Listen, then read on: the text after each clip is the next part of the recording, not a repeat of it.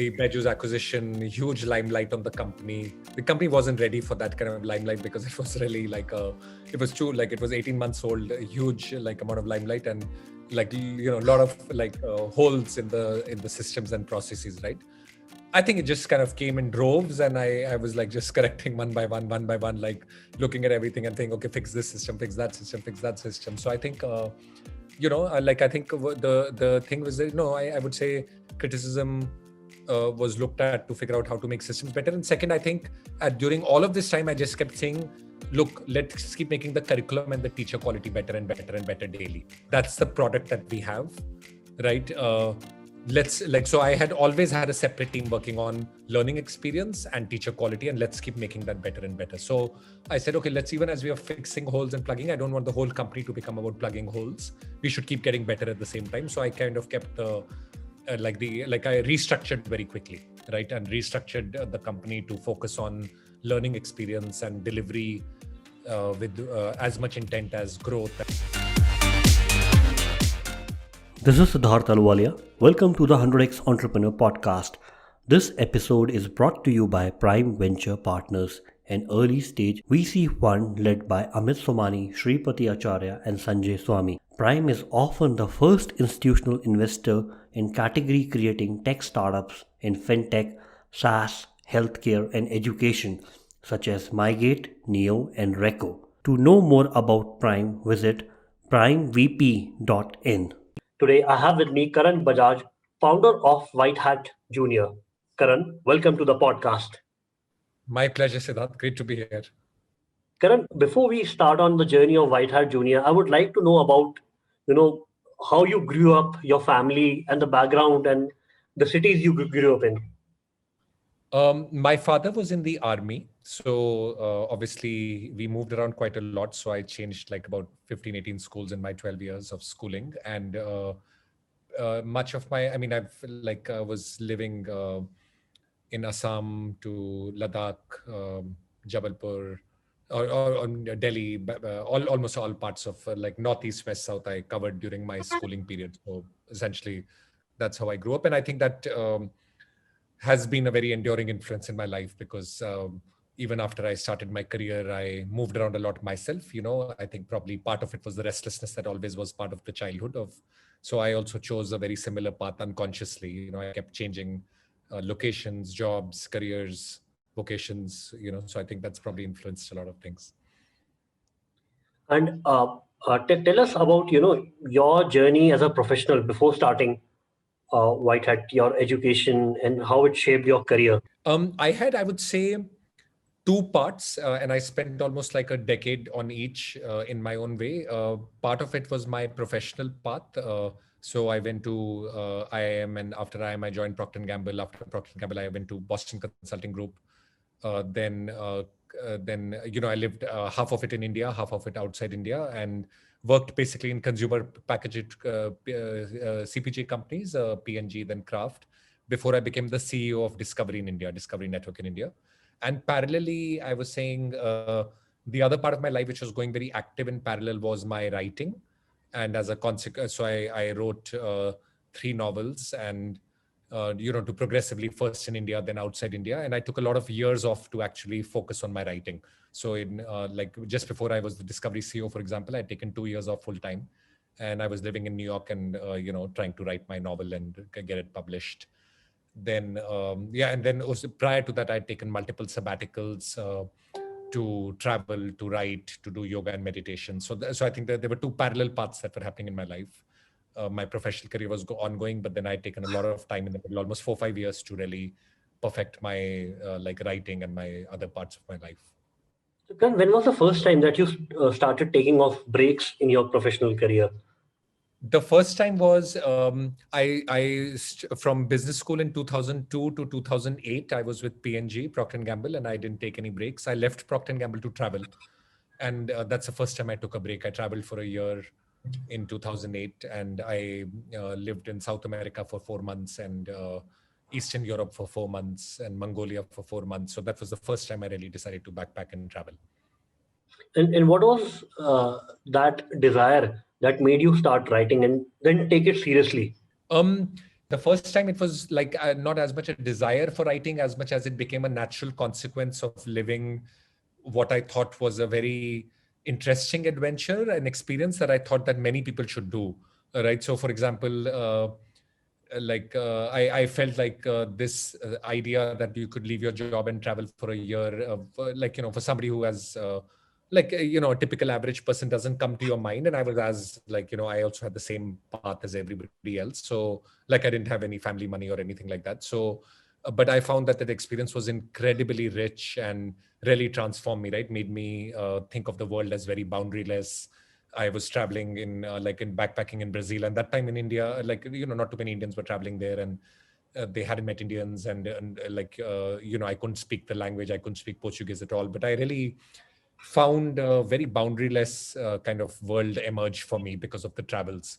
So I really like that. The first novel that I wrote was a consequence of that, and then after that did reasonably well.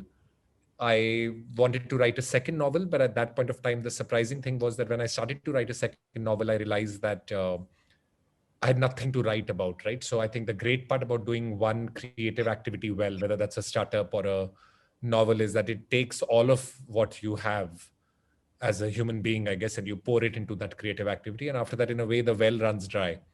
So I think that was a very good catalyst, because I realized that in order to create a career as a writer, or even to write a second novel, my life had to change very significantly. If I was doing the same thing, I would have really nothing much more to say in the world. So I think that was a very good catalyst for as a result of that, I took a lot of chances with my life, right? I think after that, I left for a year to learn yoga and meditation. My third novel was a consequence of that year. So I think the fact of doing the first creative activity, which was writing the first novel, pouring all of myself in it, realizing that the well runs empty, and then in order to have more of a creative career, I would just have to fill my life with more experiences, led my life down a path which would not have gone otherwise. Yeah. And in 2008, when you took your first break, that was a risk, right? What was going on in your mind that you could? The first jump is very hard. I think the first jump is very hard because it was a particular. I was just turning 30, if I'm not wrong. I was like 29 years old, and there was obviously all the family pressure to get married and settle down, buy a house and stuff. And I was, around 30 is when Indians start to hit their some kind of stability in their career. And yeah, it felt very foolish, right? Because I was not settled in any way. I did didn't have a house, didn't have wasn't married that time. So I was leaving everything and going, and without a and I was also leaving a job. So obviously the kind of the public view, or at least the public view of friends, family, etc., was very negative. And surprisingly enough, I think like a blessing in retrospect, but actually when I came back from the sabbatical, I really lived my worst case scenario, because what happened is that I left for my sabbatical in January 2008. I came back in December 2008, and that time Lehman Brothers had crashed in the US Yeah. and there was no jobs at all. And I really didn't have a job, and I'd actually taken all my savings and spent it on traveling. So when I came back with no money, no job prospects, and I was really on my living on my sister's couch, really in a, in the living room, right? So I kind of, thankfully in a way, well, later I realized I'd lived my worst case scenario, and I realized that, look, 2 3 months later I found a job in BCG. Then I had a, so I felt like, okay, if the worst case has happened, and I'm okay, it's not great when it happens, but in the pros of having taken a big leap for growth is much more than the cons of having to. I think that liberated me. So the subsequent leaps became a bit easier. The What was next the time I second left, break? the second big break was I took a year off to learn yoga and meditation in India. Mostly, I traveled from with my girlfriend, who became my wife at that point of time. We traveled from Europe to India by road, and then reached India after 2 3 months, and then did yoga and meditation in an ashram for 5 6 months. Then I kind of wrote my novel in Portugal. So that was the second major break that I took. Then the third major break was obviously leaving my job to write full time for 2 years. And each time I think the leap became easier, because the first leap was so hard to take. Once you take the first leap, I think the subsequent ones became a bit easier. So the second one was with a wife. The third one was with a, I had 2 kids. That was like, at every time the risk profile kept increasing, because the third time, when I left my job to write full time, I had, I had two kids in the Yeah. US that too, and like no healthcare and stuff, right? So I Yeah. had to like really dip from my savings in order to pursue a dream which is much more intangible, like writing, which that has a very low probability of success. But as I said, after the first leap became, the subsequent leaps were a bit easier because I'd kind of come up with the pattern that it's really about, if you grow a lot as a person, um, I think what happens is that life rewards growth, right? Life rewards growth very significantly. So, in a sense, that pattern had formed in my life that growth, life will eventually reward growth. And I grew a lot in the first sabbatical by traveling. I grew a lot in the second sabbatical with yoga and meditation. And I knew that each of these time I was taking a major leap for growth, eventually life would reward me. And I think that became a pattern that I've really figured out. Because after I came back from the yoga meditation thing, I realized that I was actually I moved up in my work very fast, right? I became like a C-level executive very quickly because I was like, I'd changed a lot as a person. So I felt each time that if you chose growth, I think life eventually will reward you, right? It doesn't come in the immediate moment, but it will reward you. And I should just keep choosing growth all the time. So each time I was like, okay, continue one more year doing the same thing, or take a leap for a dramatic growth opportunity, which will be very high risk. And I now have become a clear mental model, right? So after Discovery, when I left to do the startup, it was the same thing. Discovery CEO, you make a fair amount of money, like, and you're like kind of doing something that 20-year-olds do, right? Trying to start a tech startup without any background of tech. But by that time, I was like, look, I'm going to grow a lot in doing a tech startup. So I'm going to take the risk. Yeah. When was the second break and when was the third break? In which year? 2008 was the first break, 2012 was the second break, 2016 was the third break. So coincidentally, it happened a little bit coincidentally, but more also planned. Every 3-4 years of hitting stability in what I was doing and realizing that my growth was flattening out, that's when I would take a leap and like completely do something which was very, like it was not a leap of relaxation. I would have very strong goals for that period of leap. Like in the yoga meditation year, for example, I was working very hard, right? I would wake up at like in an ashram in South India, in Sevananda ashram, like they would wake you up at 5 o'clock in the morning and you had to kind of keep doing your kind of discipline till 10 in the night. And then you had to kind of rinse and repeat every day. You had to do the same thing for months on end, right? So it was not about working, like chilling out. It was about taking a different goal that dramatically expands your mind in a different way, right? So it was writing, or like writing a novel, or the second goal was like really becoming a yoga teacher and knowing yoga very well. And the third time it was about like writing something very enduring which would last in the world, in and get published in the US, right? And not just keep writing minor stuff in India. So the third time I really took a like full 2-year effort to become a great writer, or like trying to become a great writer, whether I became or not, but trying to become a great writer in New York. And so each time I really chose a goal when I took a sabbatical, and really worked very hard towards it. Yeah. And second time when you took the sabbatical, you left the job in Boston Consulting Group. Second time when I took the sabbatical, I left the job in Kraft. Okay. Yeah. Yeah. So yeah. So the first time I left the job in Procter and Gamble, then I left the job in Kraft, then I left the job in the Kraft again, actually, because they took me back after the sabbatical, and then I kind of worked there for 2-3 years, and then took off again to write. Yeah. Got it. Yeah, but And all the time I left, I had to leave the job and leave. Like there's no there was no backup security plan. cushion. There was no backup plan. Yeah, but I'd accumulate by the third time. I'd accumulated savings, but also obviously the costs have gone up with having two kids and stuff. But yeah, I typically had a rule of thumb that I had a good like in all of these, I had very good mathematical frameworks, right? So I had a mathematical framework that salary divided by $20,000 is the amount of time it takes to find a job. So if you're making $200,000, it'll take you 10 months to find a job. If you're making 400,000, it'll take you like 20 months, right? Like the lower the salary, the faster to find a job, right? So that's one framework. So I was like, okay, once I come back from a sabbatical, it'll take me this much amount of time to find a job, which is 6 months or whatever. So if I take a 12-month sabbatical plus 6 months of a job, and I put 6 months of extra emergency cover, if I have these many months of saving, then I'm good. So I would have this very strong mathematical frameworks, and I would like do it. And Yeah. Karan, you said you pursued growth because you took each year of Yeah. sabbatical as a growth opportunity. So Correct. if you can share, what was the major change in you in the first sabbatical, in the second, and in the third?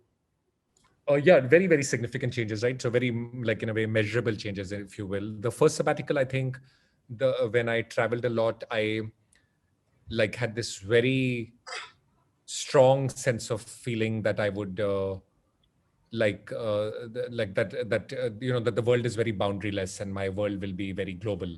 I think it helped a lot, right? So in WhiteHat Jr, for example, I chose to go to the US very early into the journey into the company. Typically, people would like build a company, spend many years, then eventually go to the US, then go. Like I was so clear that that anything we can create from India is going to be good enough for the world that I took that plunge very early, right? So very very clearly correlated to those early years of like traveling and figuring out that the world is very more similar than dissimilar.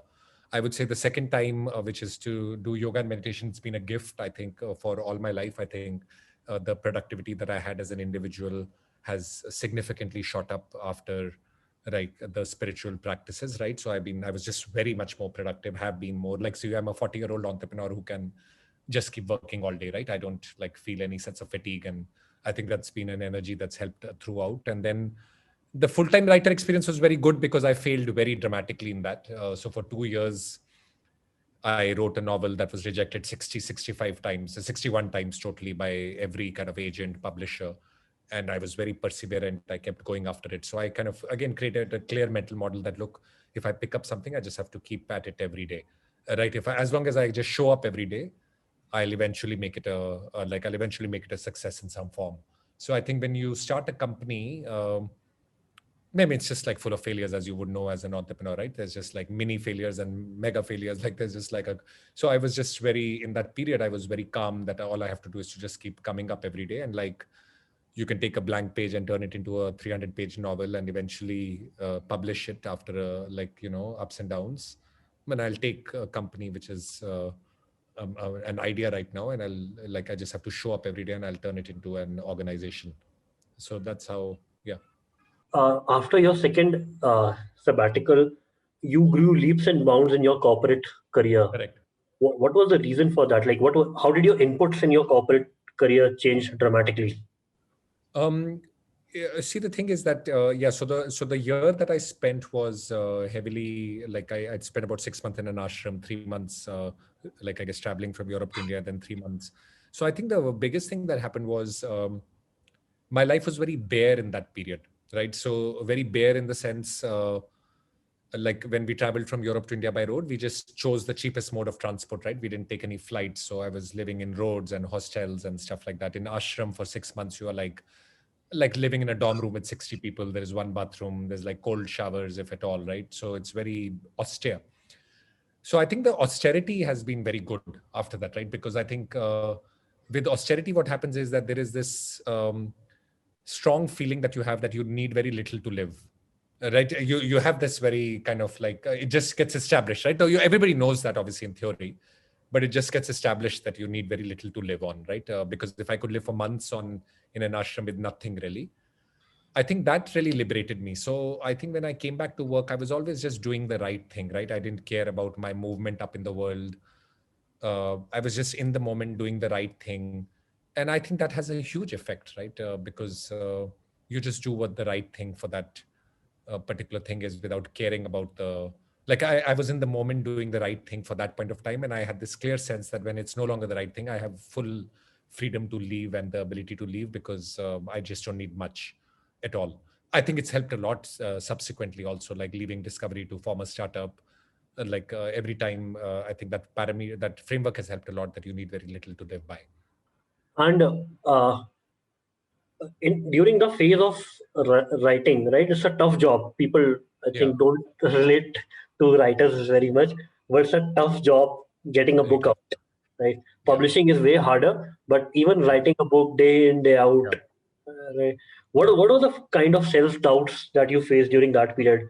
That Was there any It's point of very time? similar to now that I've lived in, I would say, three creation industries very deeply, right? I've lived in the writing world very deeply, right? Kind of started, published a novel multiple times. I've in TV channels in Discovery, I launched a TV channel from scratch, right? And I saw the whole TV and media industry. And then obviously a startup I've seen from like built from basically nobody to kind of creating a company. Then I think they all form the very similar pattern, which is by its nature, creation is very hard because nobody's asking for it, right? Nobody in the world needs it, right? Nobody's saying, I want a new TV channel, or I want a new book, or I want a new company.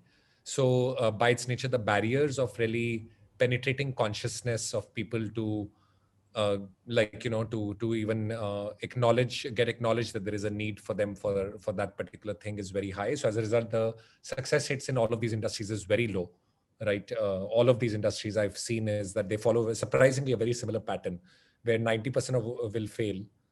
Out of the remaining 10%, 9% will be equal to doing a job, right? The payouts or the kind of the end outcomes will be very similar to doing a job, and 1% will succeed, right? And 90% you're entering these activities with the knowing that this is going to be a failure. So I think I just knew, right, like that. Look, 90% this won't work, right? And that's fine, right? I think there are two things that help me a lot. One was that in this effort I'm going to transform, right? And that's good enough. That itself is a great outcome. Like in the effort of creating a startup, in the effort of writing a novel, I'm going to transform as a person. And I think that's the biggest goal that I'm going to embark on, is the transformation of myself. And then the second part was that a bit like life is like a slot machine, right? You have to come up, and with your all you owe life is your gift of energy, that it's a slot machine on which you play the slots every day. And sometimes it's going to hit a jackpot, and sometimes it's going to be a bust, and you don't know why and when or how, because it's a bit unpredictable.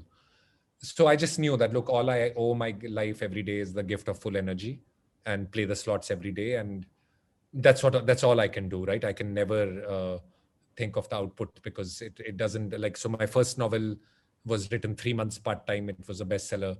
The third one was written 2 years full-time and was rejected 60 times and failed even after it got a big deal with Random House. So I just realized that the input and output have no correlation almost. So all I owe my life is my input. That's been very liberating, I think. So I think knowing that I'm going to transform with the input, and all I can really commit to is the input, has really just allowed me to keep doing things, like even when I started the startup, I was like not, expecting or planning that I would like sell it for a few $100 million in like 18 months or so. That was obviously never the plan and can never be the plan.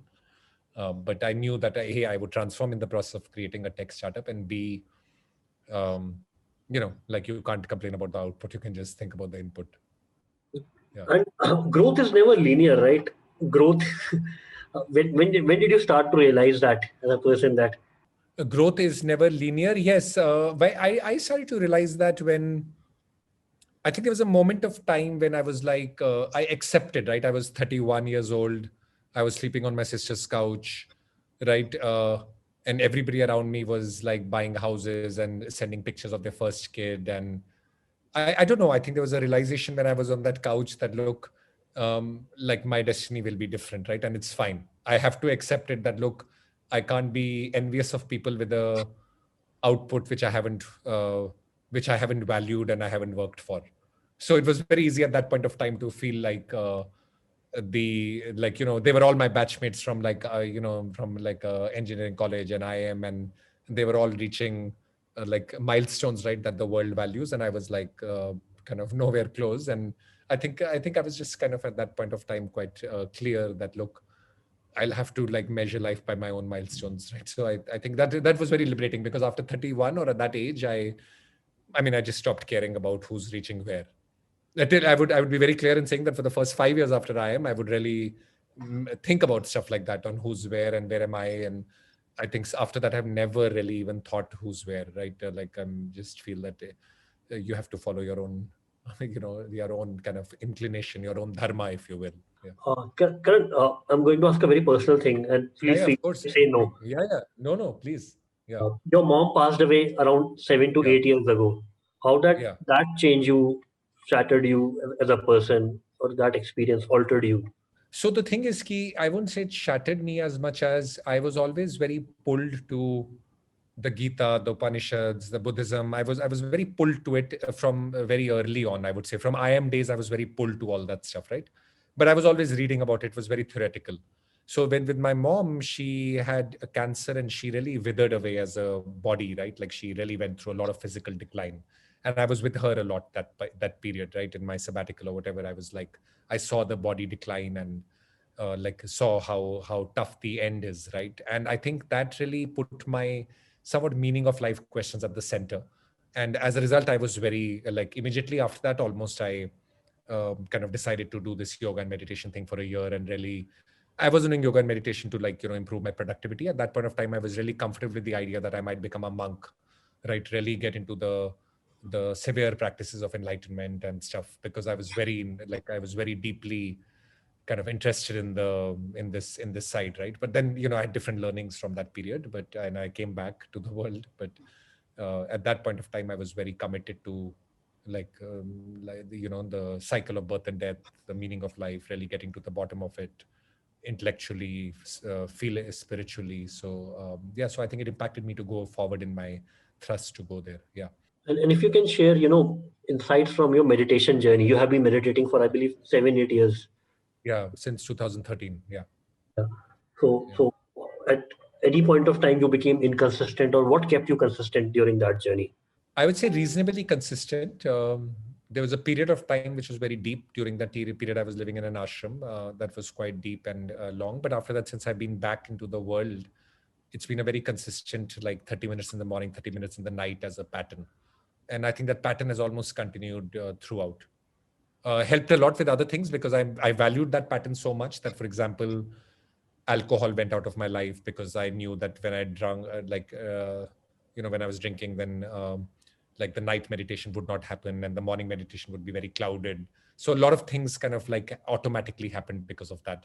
I became a vegetarian because I realized like I was more conscious of the effect of food on my body. So stuff like that, right? I became more conscious about what was happening in my body because of the meditation, apart from obviously the mind being like being somewhat more tolerable to work with, because like I was able to channelize my energy better. And on your blog, karanbajaj.com, I believe you share a lot of insights about publishing a book, about distribution. What is the things about distribution and marketing you learned via first principles by doing your own experiments? It's a good question. So I haven't written in 5 years. So just so, like I haven't written a blog in 5 years. So I think it dates, maybe the world has changed overall. But I think that my biggest insight is one or two distribution mediums work.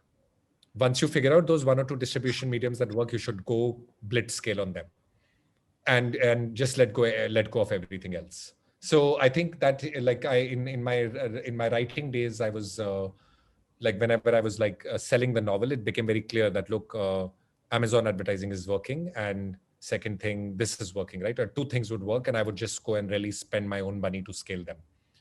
Now, it helped a lot in WhiteHat Jr., for example. Very early, we figured out that Facebook was working. We built an entire 100 crores a month business just on Facebook advertising and referrals, right? People were referring WhiteHat Jr. and Facebook advertising was working, and we did nothing else, right? We just did that and just did that and just did that and did more of that and more of that and more of that. And so I think with distribution, what I've seen is that every brand which is good will figure out one or two mediums that really hit a chord, and then you should just scale them like crazy versus like diversifying too much.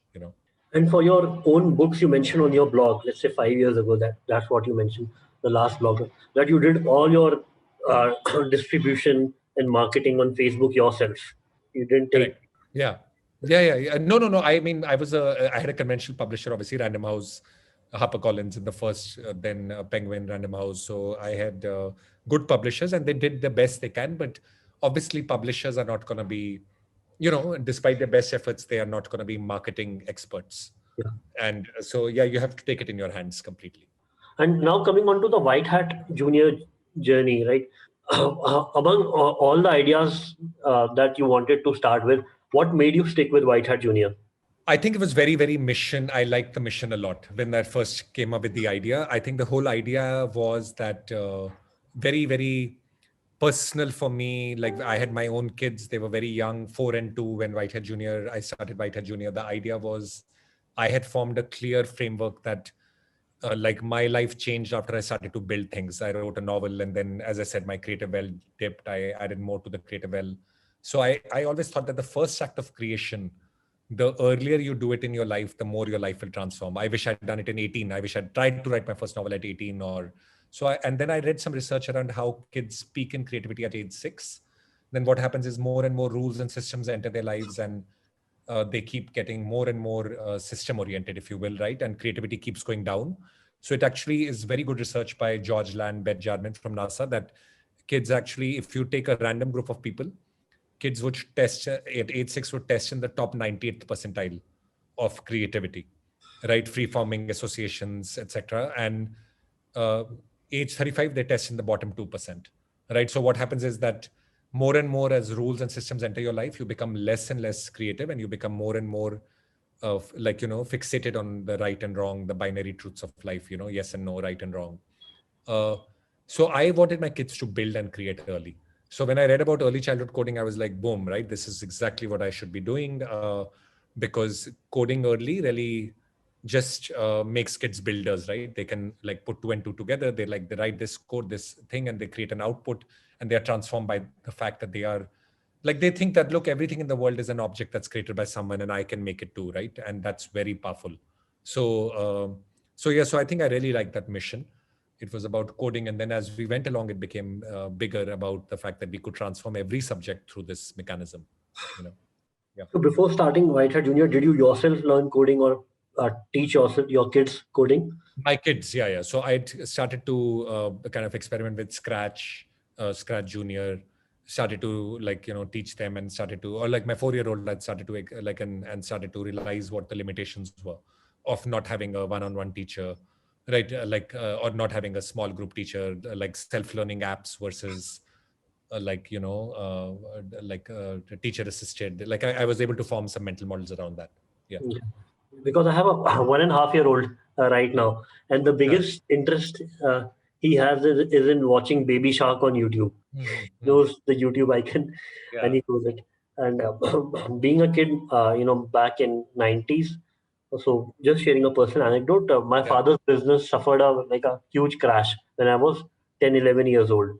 So at that point of time, just to help my father, I started selling cricket cards, cricket and WWF cards. They were really popular back then. So I sold like 1,000 cards worth rupees 500, 600. So that took away fear of selling from me very early in the childhood. Wonderful. Wonderful. And very few of us have that opportunity very early, to kind of build something, build a trading platform, right, as you did. And it's very transformative when that happens. That was exactly my thesis. What you discovered yourself, that you'll build something and it'll just transform you, because you'll always put yourself as a creator, right? You'll always think of yourself as a creator. And I felt like I discovered that too late in my own life. Yeah, so that's why. So I think the mission appealed to me. I knew the model and how it would be like different than anything else because of the one-on-one teaching, creativity-oriented class where kids would build something. So I had a very clear sense right at the onset what it would be, and we actually executed against that plan. We didn't deviate too much from it. When did you raise your first investment? I was a bit fortunate that because of my background, there was interest at an idea level itself. So I was with Discovery in August when I first came up with this idea actually. And I gave Discovery my resignation in August, and there was a 6-month period, notice period. And I just had a PowerPoint presentation, and I'd raised funding based on that in October, November. So while I was still with my notice period at Discovery, I had got commitment of funding from Nexus and Omi there, but I was formally able to start on March 2019. And how did you get to connected to these VCs, both Nexus and Omindia? To be honest, I think I would have been one degree of separation away because my batchmates were founders and stuff. But I reached out to them via cold call on LinkedIn. So I just sent a message saying that, look, hey, I'm Karan Bajaj. I'm the CEO of Discovery. I've had a track record of just seeing things through whatever I do them, whether that's writing a novel or being a CEO, and so I'm now going to do a startup and I'm going to see it through. So it was a positive message saying that, look, I mean, I'm doing it, and so I think people responded positively to that message. Yeah. And why are these only 2 VCs? Like, how did you identify that these 2 are the right? I reached out to 5. I reached out to the 5 top guys: Sequoia, Nexus, Sequoia, Nexus, Matrix. Yeah. Lightspeed, maybe the top 5 VCs, right? Out of which Sequoia rejected, Matrix and Nexus were very interested, and I think Lightspeed rejected. So out of the 5, 3 rejected, 2 were very interested, and that's it. Like that's how it happened. Yeah. And then as soon as we got Nexus on, and I got Nexus on, then we looked for like a second complementary player who would help us with the industry, if you will, the education, and Omidyar was great. We reached out to Omidyar and Bloom, if I remember correctly, uh, like to help us with education, if you will, right? And that's where Omidyar was very interested. So I closed it very quickly, I would say. Fortunate, I don't have a very big struggle story around it. Yeah. And this was before like you were out of your job. This was all in that Yeah, period. yeah, yeah. This was out of the job. It was not planned that way. I'd given my notice period to Discovery, and I had a long notice period, and I was like really going deeper into the idea. I had a good business plan, so I kind of reached out into the market and got interest immediately. Can you share your But I had first? not built anything, so I almost kind of built in parallel after that, and really the company started in March 2019. Can you share your first 12 months of execution and the metrics on the business? What you tracked? Yeah, so I had very strong metrics, which we were tracking right from the beginning. I had defined that product market fit would be when net promoter score hits 50. We rigorously measured net promoter score from the first day of the company. When net promoter score would hit 50, renewals would hit 50 percentage, because I knew I would be able to, based on the business model, a renewal of 50% would make my business model work. And my trial conversion, which is from free trial to paid, there would be a conversion of a very, like I called it a 50-50-50 rule. 50% net promoter score, 50% renewal, and at least a 50% chance that I'm getting a predictable trial conversion of 10 to 12%, right? So that's how. So till then, I kept a team very small. So 6 people in my house, right? And we built everything from there.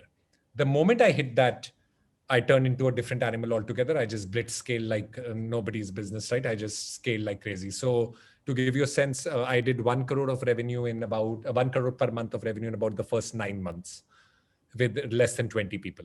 1 crore per month of revenue I hit. And after that, I did 100 crores of per month of revenue in 6 months. So every month I doubled after that.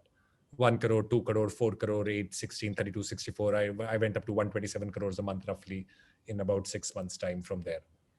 6 to 7 months time. So, and then the acquisition happened in about 18 months time. So it was a very austere, disciplined approach pre-product market fit, and a completely, I would say, uh, completely uninhibited approach after scaling. And I made a lot of mistakes also, which are very public now, by the way. So like, WhiteHat Jr. is heavily criticized and stuff, and they're not, as I said, like these were public mistakes, right? I mean, we just blitz scaled after that because the context was that I was the last to arrive in the Edtech market in 2019. People had been around for 10 years, uh, and I picked up a niche, made it a category. Anybody with very little capital, I had raised $1 million to start with, and then 10 million, and everybody was very well capitalized, hundreds of millions of dollars of capital. The moment I realized that I'd created a category, and it was then before I raised the next round of funding, I just even in the talks of raising the next round of funding, I just scaled it so fast that basically nobody could enter that category at all. So by the time kids coding became a category, we became there was nobody who could by the time they even figured out that there's this category being created, it become a huge category, so that's how I planned it. And if you can share, what were the top 5 mistakes that you made during blitz scaling? First big mistake is I would say 5. Okay, let me go count one by one, right? So there's a fair amount of mistakes. So if I were to prioritize the mistakes, I would say number 1 is that the founder's strength becomes the weakness of the company. That's my key learning. So I came from a brand management marketing background. So I assumed I would be able to do it easily. So I never hired marketing leaders at all. I hired all the things that I was not strong at. So my tech team, my product team, curriculum team, ops teams, they were excellent, right? I just thought that I would do marketing on my own. The reality is that the founder's strength will become the biggest weakness of the company because the founder has no time, right? The founder can't be a vertical owner at all. The founder has to be somebody who owns the whole company, right? Especially, so I think that was one, right? The founder's strength becoming the weakness of the company. I think marketing, legal, compliance, I think those things became the weakness of the company, I think overall, right? I think that's just one. Second, I think is that the founder's role, I think now I have a very clear sense, right? 0 to 1, the founder's role is the product. You should not hire a product manager in 0 to 1. You are the founder is the owner of the product, right? 1 to 100, the founder's role is business system scaling, right? Your whole system should be instrumented and architected so that they scale. 100 to 1,000, your journey changes to becoming a culture person, right? Who's really just championing values, cultures, and does on the business. It's so instrumented that you're just doing reviews and stuff, right? I think I made the 0 to 1 transition quite well. I was very focused on the product. The product did very well with the users. The 1 to 100, I think I did quite well with systems and stuff. The 100 to 1,000, I think I was too late. Maybe it was also the nature of the time. The 0 to 1 was 9 months, 1 to 1. Like for us, everything was very compressed in a rapidly short period of time. But I think I should have made the 100 to 1,000 transition of being a champion of values and culture much early, right? Which I'm just doing now, like after, so I think that would be the second broader mistake, right? I think the other mistakes are nested within them, right? If I were to right? But the founder has to immediately change the hat when he's blitzscaling. And then when the blitzscaler successfully happened, if you continue to down that path also is not correct. Actually, you have to immediately change so just to in March of 2020, we were 300 people, right? In August 2020, we were 6,000 people, right? So in 6 months, I went from 300 to 6,000 people without a very clear framework around values and stuff. So obviously there were mistakes made all over the board, but you live and you learn, so nothing. So what would be the current metrics in terms of monthly revenue at WhiteHat Jr.? Yeah, so I think consistently about like 100 crores a month. So that would be I would say the steady state. And as we open up to new markets and new courses, that would keep going. Yeah. So I think our stable state is about 100 crores a month until new initiatives keep coming and taking it forward up. Yeah. And the team would be roughly at around 6,000 people. About 5,000 people. Yeah, correct. Yeah. Right. And once you started, like you mentioned about criticism, once you started facing criticism, right? As a founder, how did you react at that moment? Did you say, criticism happen in business, let me focus on the business and scale it? Or were you mindful of that criticism and said, let me change? Very mindful. I think very mindful on we were obviously, it was the Byju's acquisition, huge limelight on the company. The company wasn't ready for that kind of limelight because it was really it was 18 months old, a huge amount of limelight and a lot of holes in the systems and processes, right?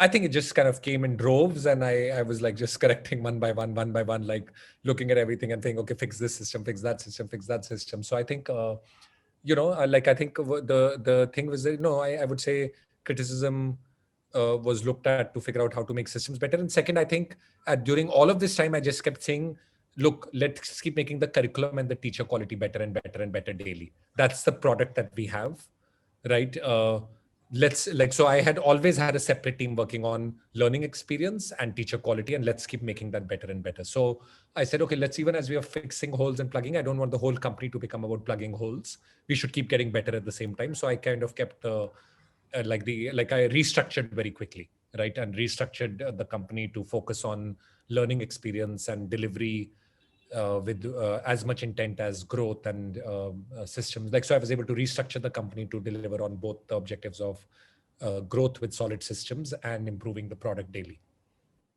What are the side effects of you leading the marketing function for the company? The side effect is that it got no attention at all. Because obviously I had no time at all, right? In the end, the founder in a blitzscaling phase will always be extinguishing fires, right? That's going to be the nature of the blitzscaling phase. And the founder has to let some fires burn, obviously, always has to let some fires burn, because if you start extinguishing every fire, then that again is not the best use. These functions that you think you'll just do because they're so easy, they get completely neglected. So, every intern could just post on social media whatever they wanted. It was a free for all, right? Marketing, there was a bunch of 20, 30 interns doing whatever they wanted because there was no oversight on them at all. Right. So I think, we kind of, that was the consequence of that period. And during that retrospect, I think the founder's strength will become the weakness of the company, because the founder thinks that it's very easy, and it becomes so easy that you never attack it, right? Because you think that it's you think it's a solved problem because it's solved in your mind. Yeah. And how was the acquisition experience like? were you open to that experience, or were you saying that I'm already a 100 CR company, why should I get Yeah. it? No, I think I was very open. I think there were multiple things, right? One is basically I was at a stage of life where it was more about the mission than the like. So I felt like, look, soon because I was really blitzscaling then, going like, and the plans were more courses, more countries. I thought that 50% of my job would become fundraising, right? And if I were to think of my mission in the world, is that the mission to kind of build my own company, or was the mission the kids becoming creative, or like kids never losing their spark of creativity? And if that's the mission, then they Beju's is the they have the biggest reach and the biggest they built the biggest edtech company. So I think I'll just be able to focus on what I do very well. And uh, and so it was very clear in my mind that anything I wanted to do on my own, we would be able to do faster, better, stronger under the broader network. And I was at a phase of my life where I didn't care whose name was on the company, or like it doesn't matter, right, at all. At that, like I mean, not to say arrogantly, but I was reasonably accomplished in my other fields of life, that I wasn't looking for this as my like only source of accomplishment. So that's why I was never hung up on that. And then second, I think in startups, it's very important that people understand the economics of a startup very well, right? I was at the perfect phase where it's very hard for the acquirer, the acquired, and the investors to be happy, right? Because if you raise too much money, valuations become out of control. Acquirer who's looking at a company with such exaggerated valuations will always pause, right? On the other hand, if you sell for less, then investors who've invested in high valuation will be kind of like penalized, right? So I had reached a bit of a perfect stage where I'd raised only $10 million, right? The last round company was valued at only 9 months ago was valued at $30 million. $300 million straight cash deal would get all of the investors at least a 10x exit in minimum in less than a year, right? Which is kind of a dream from a venture capital exit perspective. As a founder, I diluted very little. My team, I was very generous with the ESOPs in the team. They had so the team held ESOPs that hadn't diluted much. So I knew it was kind of transformative wealth for most people. And then from an acquirer perspective, to be very fair to Beju's, they had basically, this was a company that had barely been around, right? Like March 2019, the founder actually left their job, and they were acquiring it in August 2020. So 15 months in, they were acquiring a company. Uh, you could like put a valuation around 100 crore a month, but you also have to say that, look, they haven't lived through cycles of ups and downs. Maybe the 100 crore a month is exaggerated because of the pandemic. Maybe it's not the cycle of the business. So I gave a heavy discount for the fact that I hadn't lived through cycles in the business at all, right? Any other company with 100 crore a month would be in India charging would be like asking for billion, probably At north least of that. a 1200 CR ARR. Yeah, Yeah. correct. 1200 CR run rate. But I gave a huge discount on the fact that, look, the company has not lived through ups and down cycles, right? It's just been in the business for barely 15 months. So I think in a way that wholly kind of equivalent of the founding team, everybody kind of reaching, like having a satisfying outcome is very hard in a startup. I think people don't realize that, right? I think people are too focused on the valuation of the next round. But it's a very tricky thing, right? To be a $1 billion company, the investors look for a $2 to $3 billion exit, right?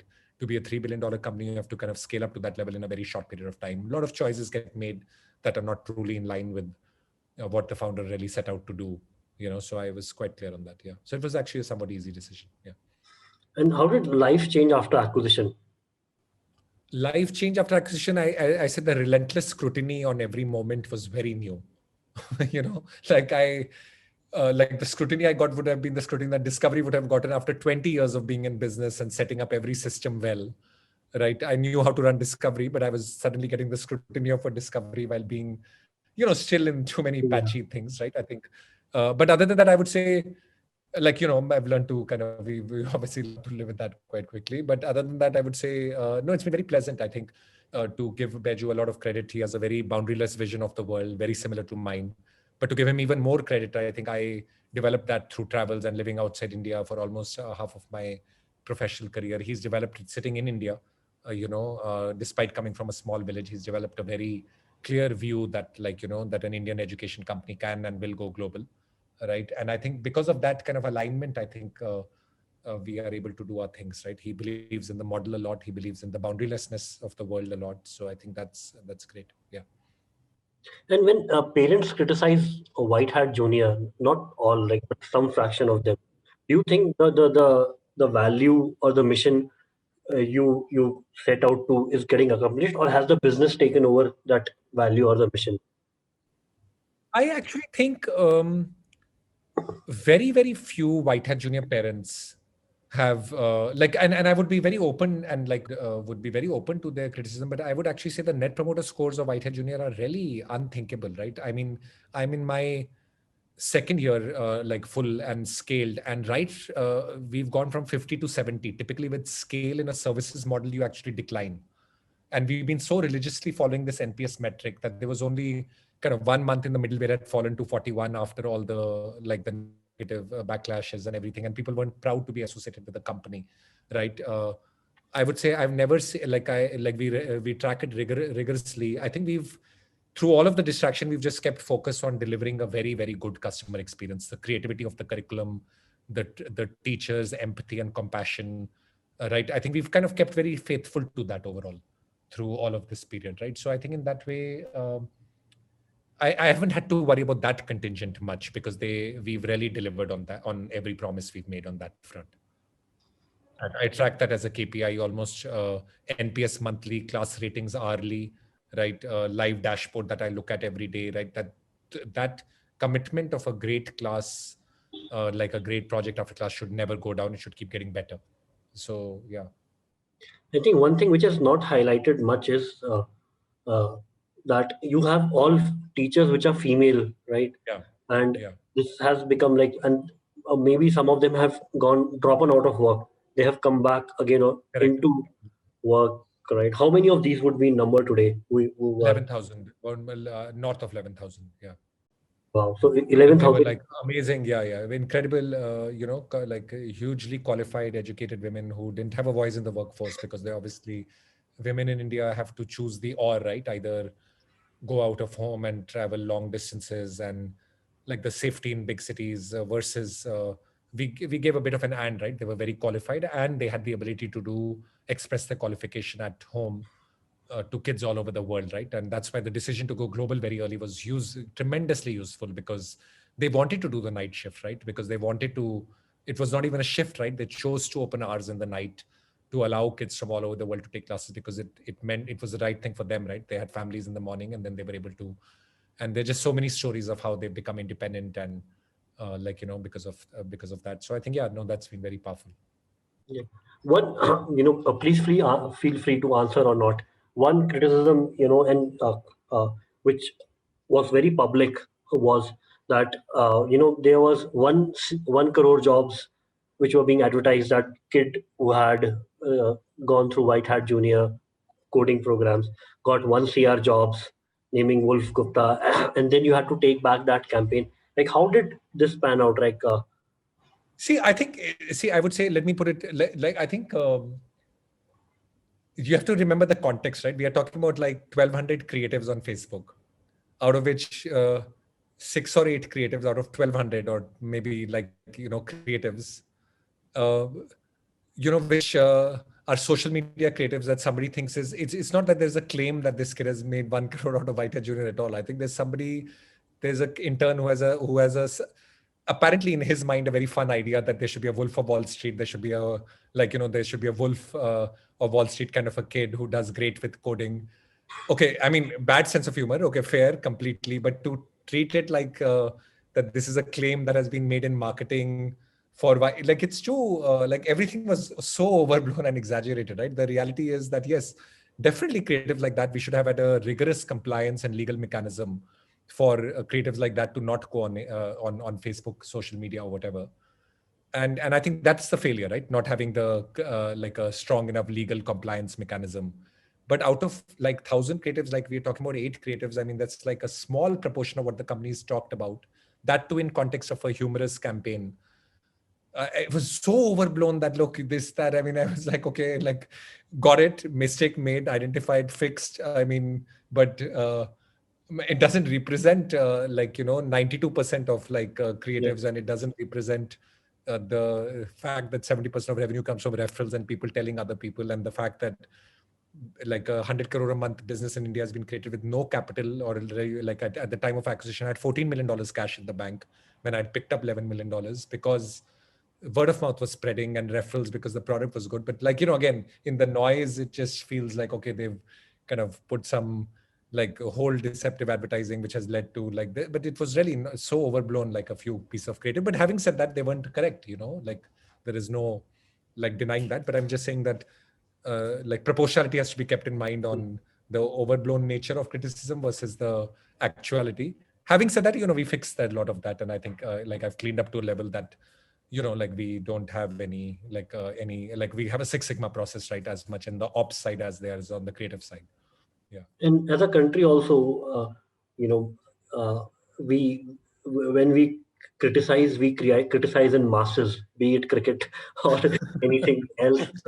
When we praise, Yeah, also we right, truly, yeah. No, and I think it's fair also. I think like kind of so that's what I'm saying. See, brands of our size and in the industry we are in should be very responsible. I think that's a truly true size. WhiteHat Jr. in the education industry should be very responsible. And we were not. Like at 15 months old, company was not as like it was a big brand with a very, I would say, work in progress backend, in every form, like work in progress systems and processes. So I think now it's a brand with the systems and processes that are also as robust as they should be. So I think, yeah, I mean, people were not wrong in what they were saying, but but proportionality was way out of. understand from the point of view, if you think from even Mark Zuckerberg or what people in Silicon Valley advocate, move fast and break things, right? Yeah. You move fast, things broke. Always, yeah. See, there are fires running all over. As I said, when you're blitzscaling, and I hope many entrepreneurs reach that state when they are going from 1 to 100 crores. It's a very fun journey. There are fires everywhere that you can see, right? Your job is to figure out the fire Most that can important become a fire. forest fire. Yeah. The forest, the small fire that can eventually become a forest fire. And you do your best to prioritize what that forest fire is, right? You can't like extinguish all fires. That's the reality. And maybe I chose the wrong, maybe I chose one wrong fire that I should have extinguished early, but it'll happen. I mean, I'm just telling you that anybody who's lived through it, and most critics haven't, it'll happen. I just am, like something or the other will go wrong. I think it's just the nature of this game. And, now, yeah, like you just have to fix it quickly. Yeah, and startups are not focused, and they shouldn't be focused on, but that's also a wrong issue. But they shouldn't be focused on improving the brand image. Their job is to get the best product out, and once the product is out, get in the hands of as many people as possible. 1 to 100, correct. 100 to 1,000, as I said, you have to suddenly take a completely different view about brand and culture. Right. And I think that's what happens, right? I think the 0 to 1 founder is the product founder. The 1 to 100 is the scaler. The 100 to 1,000 is actually a very different and a mature lens. It's a compliance, culture, brand. I think for me, the 100 should have happened at about, say, probably 10 crores a month or 20 crores a month. I started to focus on that at very large scale. Right. So we just like blitzscaled very, very fast, I think. So I think, yeah, but lessons learned. As I said, that's why right at the beginning, you were talking about second time founders. I think that's why they have the benefit of, all of this. Yeah. The first time founder, despite the fact that I ran discovery and stuff, will never have the benefit of knowing all of this stuff, Yeah. And things don't happen to hit you so fast and so hard, right? When you are just leading in discovery. Correct. Exactly. Yeah. And also things are matured. No, the systems and processes have matured to a science.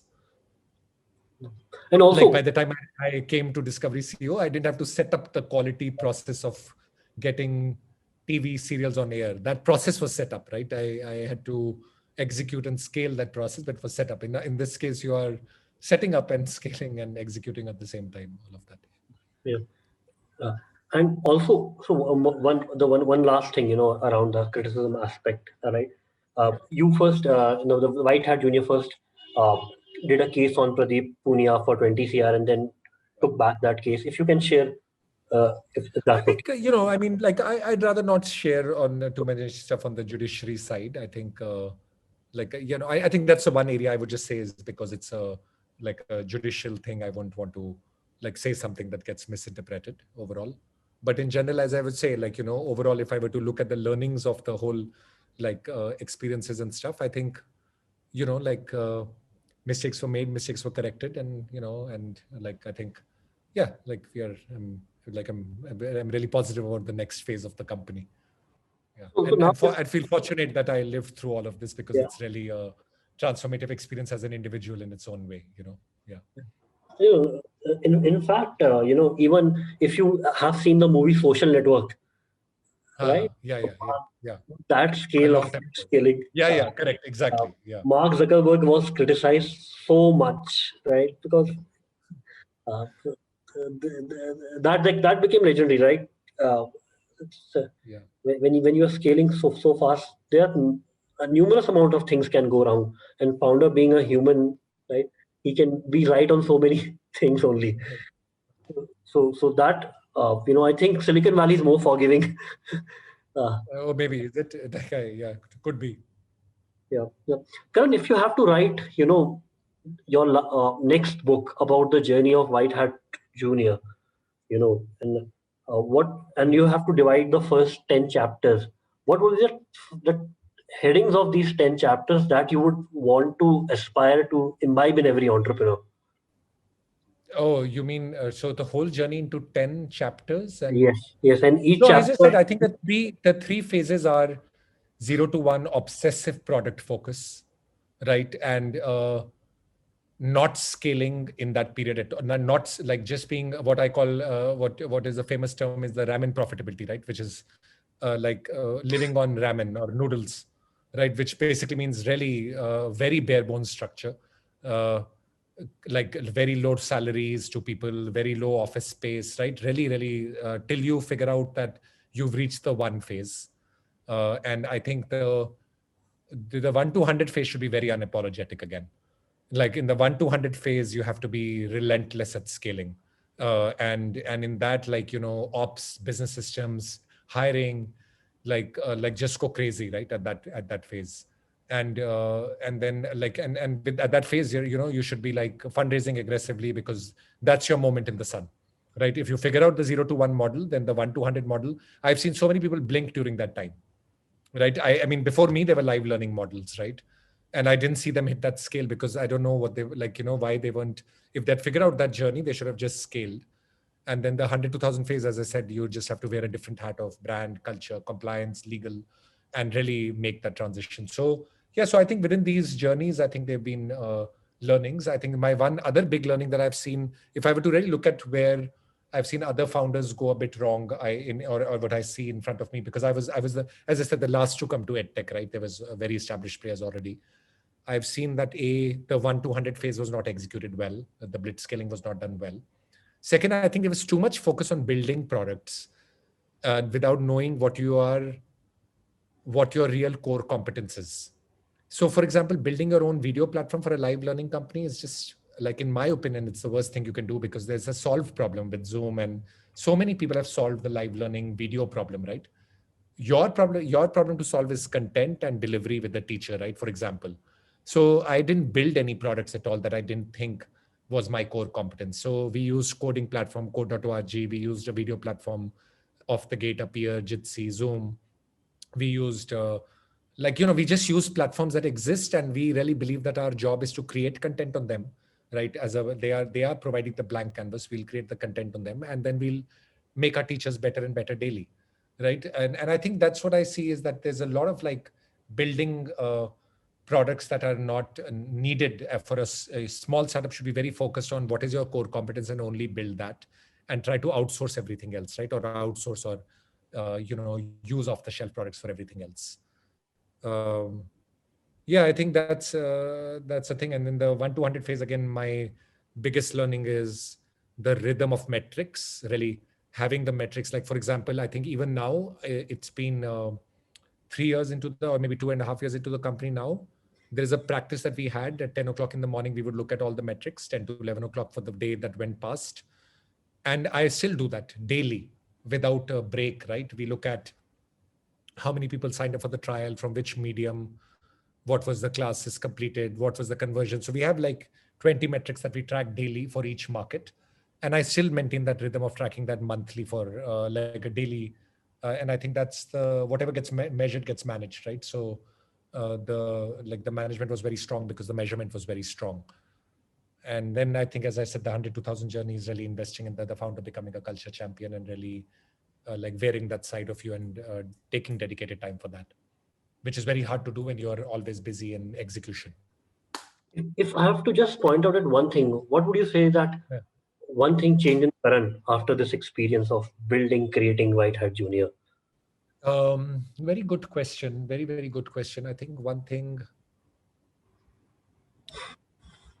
I don't know if anything has changed, but I would say one thing which has solidified is this view that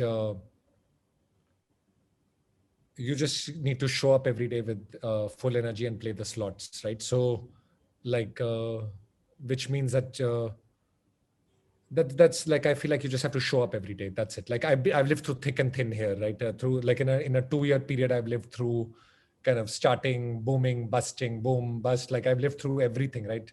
The panic when the first lockdown happened and realizing that I was in the middle of a fundraising process and everybody had like all the fundraiser had like, you know, everybody had kind of retreated that time, right? Nobody in the first lockdown, all the venture capitalists had kind of like decided not to invest at that or till the certainty entered the world. And I was right in the middle of my blitzscaling phase then and looking to raise capital. So like, you know, I've lived through that period and then all of this, like the whole wave of kind of criticism that came after the Byju's acquisition. But I think what I've consistently done is I've just showed up every day and said, look, every day I'm going to make the product better and my business metrics better. And I think it always comes at the end of it, you always see the light. So it's just kind of solidified my view that you just have to show up every day, you know, and eventually all barriers break. Thank you so much, Karan. It's been a wonderful experience to know My pleasure. Your mind and your life journey on this podcast. My pleasure. Thank you for your time.